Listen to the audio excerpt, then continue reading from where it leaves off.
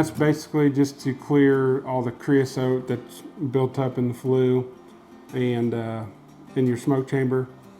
And I'll vacuum it all up, and it will draft a little bit better. That's just a buildup from the logs burning inside your fireplace, and no repairs are needed from the year before or something that had happened after the previous year's burning season.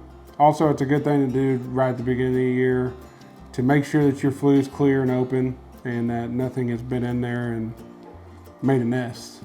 It's definitely an out of sight, out of mind deal, especially if they're not using it regularly. And those are the ones that they should just get it done on an annual basis, just to make sure that everything's running right, because they're not looking at it as much as somebody that would be burning every day.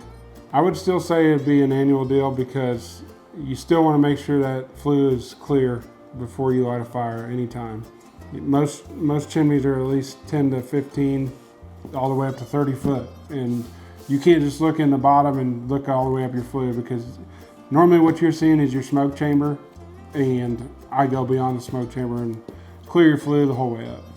Just like the other day, I was cleaning a stove, and she had mentioned that the previous years that they had said that there was not much buildup in it and that she didn't even need to have it cleaned. But I upsized the brush to a 16-inch brush and really got in there and cleaned it, and yeah, it was incredibly dirty. It was just that you weren't using a big enough brush.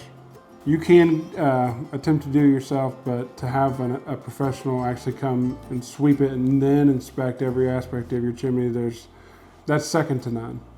Wood burning stoves are definitely more typical in your rural environments where central heat is not an option as much, and they have a very good access to their own timber.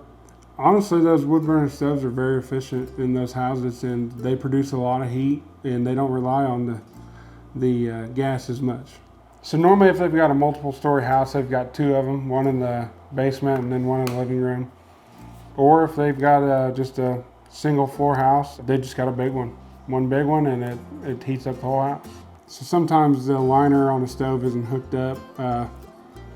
Even sometimes they just slide it inside of a firebox and use the previous masonry chimney, which is sometimes clay tile or a 9-inch liner. And we'll have to pull that out in order to sweep it so it doesn't just fall right on top of the stove, and there you are.